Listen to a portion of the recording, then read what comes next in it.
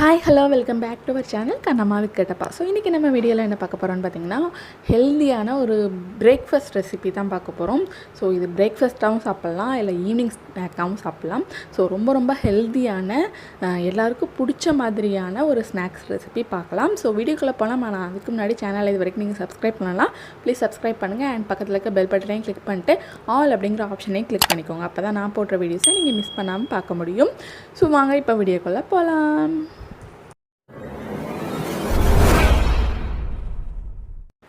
இப்போ ஒரு பவுல் எடுத்திருக்கேன். இதில் நான் 3 கிளாஸ் அளவுக்கு கோதுமை மாவு சேர்க்குறேன். உங்களுக்கு வேணும்னா நீங்கள் மைதா மாவும் ஆட் பண்ணிக்கலாம், ஒரு பிரச்சனையும் இல்லை. ஹெல்த்தியாக இருக்கணும்னு நினச்சிங்கன்னா கோதுமை மாவு சேர்த்துக்கோங்க. ஸோ இந்த மாதிரி 3 கிளாஸில் கோதுமை மாவு சேர்த்துக்கலாம். சேர்த்துட்டு அதுக்கு தேவையான உப்பு சேர்த்துட்டு 1 டேபிள் ஸ்பூன் ஆயிலும் சேர்த்துக்கிறேன். நான் இது கூடவே சேர்த்துட்டு சாதாரணமாக நம்ம எப்போவும் சப்பாத்தி மாவு எப்படி மிக்ஸ் பண்ணுவோமோ அதை மாதிரி சப்பாத்தி மாவு பதத்தில் மிக்ஸ் பண்ணி எடுத்துக்கலாம். கொஞ்சம் கொஞ்சமாக தண்ணி சேர்த்துட்டு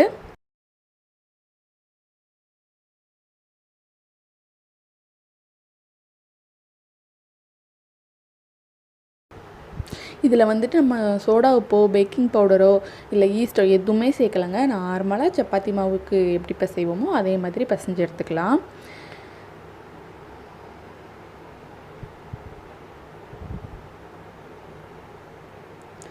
ஸோ இந்த மாதிரி சாஃப்டான சப்பாத்தி மாவு மாதிரி பிசைஞ்சு எடுத்தாச்சு. இது ஒரு 15 மினிட்ஸ் வரைக்கும் தனியாக இருக்கட்டும். மேலே கொஞ்சமாக ஆயில் சேர்த்துருக்கேன்.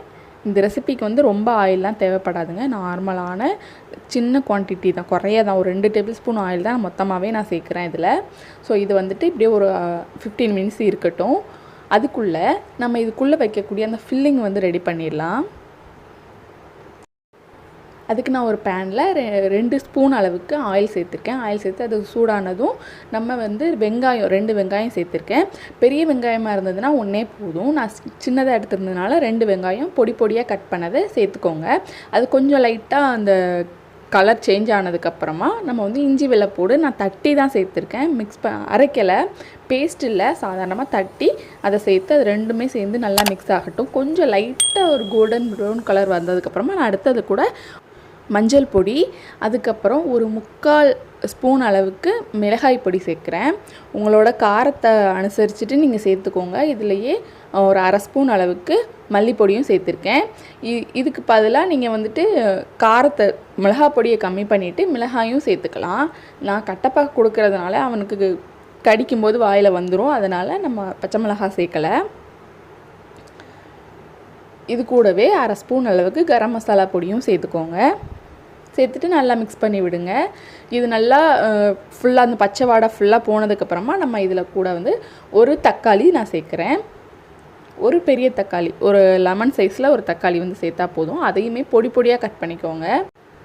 அது நல்லா அது கூட சேர்ந்து மேஷ் ஆகட்டும். மேஷ் ஆகி நல்லா வெந்து வரட்டும். வெந்ததுக்கப்புறமா இது கூட நம்ம எக் ஆட் பண்ண போகிறோம். இந்த மிக்ஸை சைடில் ஒரு சைடில் ஒதுக்கி வச்சுட்டு இன்னொரு சைடில் நம்ம எக் ஆட் பண்ணிக்கலாம். எக்கு ஆட் பண்ணதுக்கப்புறமா இந்த முட்டைக்கு தகுந்த மாதிரி, இந்த 2 முட்டைக்கு தகுந்த மாதிரி மட்டும் நம்ம உப்பு சேர்த்துக்கலாம். மசாலாவில் மசாலாவுக்கு தேவையான உப்பு மட்டும் தான் நம்ம போட்டோம். ஸோ இந்த முட்டைக்கு பதிலாக நீங்கள் சிக்கனும் இதில் ஆட் பண்ணி செய்யலாம். சேம் மெத்தடு தான். சிக்கனாக இருந்தால் ஃபஸ்ட்டே நீங்கள் வேக வச்சு எடுத்துக்கோங்க. ஸோ எக்கும் அந்த ஃபஸ்ட்டு நம்ம போட்ட அந்த வெங்காயம், தக்காளி, இஞ்சி பொடி எல்லாமே சேர்த்து நல்லா மிக்ஸ் ஆகணும். நல்லா மிக்ஸ் ஆகிட்டு அந்த எக்கோட பச்சை வாடையும் போகணும். அது மட்டும் இல்லாமல் இது நல்லா ட்ரை ஆகணும். இப்போ பார்த்தீங்கன்னா உங்களுக்கு தெரியும், நல்லாவே ட்ரை ஆகிட்டு. ஸோ இந்த அளவுக்கு இருக்கும்போது நம்ம கேஸ் ஆஃப் பண்ணிடலாம். இப்போ நம்ம சப்பாத்தியை பால்ஸ் ஆக்கிக்கலாம். நம்ம எப்போவும் சப்பாத்திக்கு எப்படி பால்ஸ் பண்ணுவோமோ அதே மாதிரி பால்ஸ் பண்ணிக்கலாம்.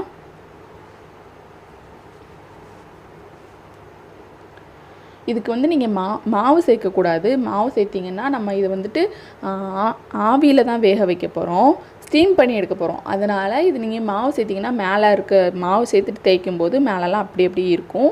ஸோ இப்போ நான் எல்லாத்தையுமே ஸ்ப்ரெட் பண்ணி பரத்தி எடுத்துட்டேன், எல்லா டோவையுமே, எல்லா பால்ஸையுமே. இப்போ நம்ம அதுக்கு சென்டரில் அந்த ஏற்கனவே செஞ்சு வச்சுருந்தோம்ல ஃபில்லிங்ஸு, ஸோ அதை சென்டரில் வச்சுட்டு அதுக்கு மேலே இன்னொரு சப்பாத்தி பரத்தி வச்சுருந்தோம்ல அதை சேர்த்துட்டு திருப்பியும் அதே மாதிரி நான் பண்ணேன். எல்லாத்தையுமே மொத்தமாக எல்லாத்தையுமே செஞ்சிட போகிறேன் நான் இப்போது. சைடில் ரொம்ப ஓரம் வரைக்கும் கொண்டுட்டு போக வேண்டாம்.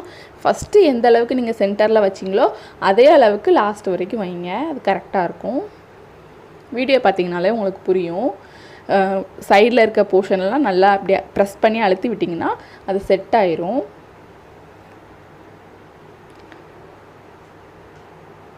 ஸோ இந்த மாதிரி நம்ம வந்து எல்லாத்தையுமே சேர்த்து ரெடி பண்ணிக்கலாம்.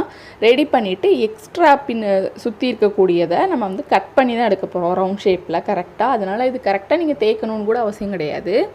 ஸோ இந்த மாதிரி ஃபுல்லாக எல்லாத்தையுமே நான் வச்சுட்டேன். இன்னும் கொஞ்சம் கூட எனக்கு ஃபில்லிங்ஸ் இருக்குது.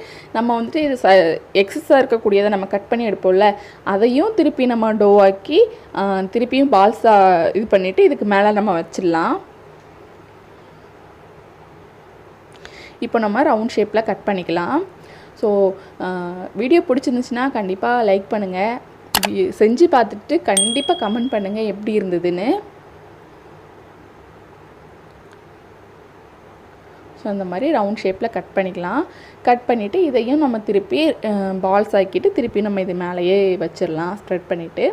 ஸோ இந்த மாதிரி பார்த்திங்கன்னா தெரியும், நல்லா க்ளீனாக வந்துட்டு தரையில் எதுலேயுமே ஒட்டாது. நம்ம சப்பாத்தி கட்டையில் எதில் இது பண்ணாலும் ஒட்டாது. நம்ம ஆயில் இது பண்ணியிருக்கோம். இதுக்கு மேலே லைட்டாக இந்த சப்பாத்தி கட்டையை வச்சு லைட்டாக ஸ்ப்ரெட் பண்ணி விடுங்க, ரொம்ப வேண்டாம், லைட்டாக ஸ்ப்ரெட் பண்ணி விடுங்க. இப்போ நம்ம மேலேயும் அடியிலையும் வைக்கிறது மட்டும் கொஞ்சம் கனமாக வச்சுக்கலாம். இப்போ பார்த்திங்கன்னா தெரியும், நான் ஃபஸ்ட்டு தனியாக வெட்டி வச்சுருந்தேன்ல அதையுமே ஸ்ப்ரெட் பண்ணி இதுக்கு மேலேயே ஃபில்லிங் வச்சு மேலேயே வச்சுட்டேன். ஸோ இப்போ இதை வந்துட்டு நம்ம ஸ்டீம் பண்ணி எடுக்கலாம். நான் ஒரு இட்லி கொப்பரையில் அந்த தட்டு இருக்குல்ல அதை வந்து கவுத்தி வச்சுருக்கேன். கவுத்தி வச்சுட்டு அதுக்கு மேலே இந்த பிளேட்டை அப்படியே எடுத்து வச்சிடலாம். வச்சுட்டு மூடி போட்டு ஒரு 15 மினிட்ஸ் நீங்கள் வேக வச்சிங்கன்னா போதும், ரொம்ப டைம் எடுக்காது. நீங்கள் தனித்தனியாக முட்டை பரோட்டா செய்கிறதுக்கு பதிலாக இது ரொம்ப சிம்பிள், ரொம்ப ஈஸியாக செஞ்சு முடிச்சிடலாம். அதே மாதிரி நம்ம ஒன்றொன்றுத்தையாக உட்காந்து போட்டு எடுத்துகிட்டு இருக்க வேண்டாம் தவாவில். பசங்க வெயிட் பண்ணிகிட்டு இருப்பாங்க, ஒன்று ஒன்றா போட்டு கொடுத்துட்ருக்கிறதுக்குள்ளே ஒருத்தர் சாப்பிட்டு முடிக்கிறதுக்குள்ளே இன்னொருத்தர் சாப்பிட்டு முடிச்சிருவார். ஸோ அந்த மாதிரி இல்லாமல் இதை டக்கு டக்குன்னு எல்லாத்தையும் ஸ்ப்ரெட் பண்ணி வச்சிட்டோம்னா டக்கு டக்குன்னு போட்டு எடுத்துடலாம், வேக வச்சு எடுத்துடலாம். ஸோ இதுக்கு மேலே நான் ஸ்டீம் பண்ணி எடுத்துட்டேன். இதுக்கு மேலே லைட்டாக கிறிஸ்பினஸ் வர்றதுக்காக மட்டும் ஃபுல்லாக வெந்துட்டு மேலே கொஞ்சம் கிறிஸ்பியாக இருக்கணும் அப்படிங்கிறதுக்காக மட்டும் நான் ஒரு ஸ்பூன் அளவுக்கு பட்டர் போட்டிருக்கேன் தவாவில். உங்களுக்கு வேண்டாம்னா அந்த ஸ்டெப்பை வந்து ஸ்கிப் பண்ணிடலாம். இப்போ நம்ம செஞ்சு வச்சுருக்க அந்த ஸ்டீம் பண்ணி எடுத்ததை அந்த தவாவில் போட்டு ஒரு 2 நிமிஷம் ஒரு நிமிஷம் 2 பக்கமும் வேக வைக்க வேண்டாம், ஃபுல்லாக வெந்துருச்சு. ஸோ அதனால் 2 பக்கமும் கிறிஸ்பியாகிற அளவுக்கு மட்டும் வச்சுட்டு நம்ம இந்த மாதிரி கீழே ஒரு ஸ்பூனும் மேலே ஒரு ஸ்பூனும் வச்சுட்டு நீங்கள் திருப்பும்போது அது கரெக்டாக வந்துடும். சிம்பிளாக தான் இருக்கும், ரொம்ப கஷ்டம்லாம் இல்லை. ரொம்ப டக்குன்னு ஈஸியாக செய்யக்கூடிய ஒரு பிரேக்ஃபாஸ்ட் ரெசிபி தான் இன்றைக்கி பார்த்துருக்கோம். ஸோ எல்லாருக்குமே பிடிச்சிருக்கும்னு நம்புகிறேன். கண்டிப்பாக வீட்டில் இருக்கிற சுகர் பேஷண்ட்ஸுக்கு ரொம்ப யூஸ்ஃபுல்லாக இருக்கும். வீட்டில் செஞ்சு பார்க்குறதுக்கு அவங்களுக்கு ஆசையாக இருக்கும், இந்த மாதிரி முட்டை பரோட்டா அதெல்லாம் சாப்பிட்ணும், டயட் இருக்கவங்களுக்குலாம் சாப்பிட்ணும் அப்படின்னு ஆசையாக இருக்கும். பட் ஆனால் அந்த ஆயிலு அதெல்லாம் யோசித்தா கண்டிப்பாக சாப்பிட மாட்டாங்க. ஒன்றுத்துக்கும் எவ்வளோ ஆயில் ஊற்றுவாங்க அதில் அப்படின்னு எல்லாருக்குமே தெரியும். ஸோ அந்த மாதிரி இருக்கும்போது இந்த மாதிரி டிஷ்ஷெல்லாம் நீங்கள் செஞ்சு கொடுத்தீங்க அப்படின்னா கண்டிப்பாக அவங்களுக்கு ரொம்ப இன்ட்ரெஸ்டிங்காக சாப்பிடுவாங்க. அந்த மெத்தட் எல்லாமே சேம் தான். முட்டை பரோட்டாக்கோ இல்லை சப்பாத்திக்கோ இல்லை முட்டை பொரியலுக்கோ நம்ம எப்படி செய்வோமோ அதே மெத்தட் தான். பட் கொஞ்சம் டிஃப்ரெண்ட்டாக நம்ம அதில் ஒரு இன்னோவேட்டிவை கொண்டு வந்து நம்ம ட்ரை பண்ணும்போது இன்னும் கொஞ்சம் அவங்களுக்கு இன்ட்ரெஸ்டிங்காக சாப்பிடுவாங்க. சாப்பிட்றதுக்கு அவங்களுக்கு ஒரு இன்ட்ரெஸ்ட் கொடுக்கும், ஒரு ஆர்வம் இருக்கும். ஸோ அதனால தான் இந்த மாதிரி புதுசாக ட்ரை பண்ணுறதெல்லாம். ஸோ இந்த வீடியோ உங்களுக்கு பிடிச்சிருக்கும்னு நினைக்கிறேன். பிடிச்சிருந்துச்சுன்னா லைக் பண்ணுங்கள், ஃப்ரெண்ட்ஸ் கூட ஷேர் பண்ணுங்கள். அண்ட் மறக்காமல் எப்படி இருந்தது, நீங்கள் செஞ்சு பார்த்துட்டு எப்படி இருந்ததுங்கிறத கமெண்டில் சொல்லுங்கள். அண்ட் அடுத்து என்னோடய வீடியோஸ் எல்லாம் நீங்கள் மிஸ் பண்ணாமல் பார்க்கணுன்னா கண்டிப்பாக சப்ஸ்கிரைப் பண்ணுங்கள். சப்ஸ்கிரைப் பண்ணிட்டு பக்கத்தில் இருக்க பெல் பட்டனை கிளிக் பண்ணிட்டு ஆல் அப்படிங்கிற ஆப்ஷனை கிளிக் பண்ணிக்கோங்க. அப்போ தான் நான் அடுத்து போடுற வீடியோஸ் எல்லாத்துக்கும் உங்களுக்கு நோட்டிஃபிகேஷன் வரும், நீங்கள் என்னோடய வீடியோஸை மிஸ் பண்ணாமல் பார்க்க முடியும். ஸோ இந்த வீடியோ அவ்வளோதான். நாளைக்கு இதே டைம் இன்னொரு வீடியோவில் நான் உங்களை மீட் பண்ணுறேன். அது வரைக்கும் டாடா பாய்.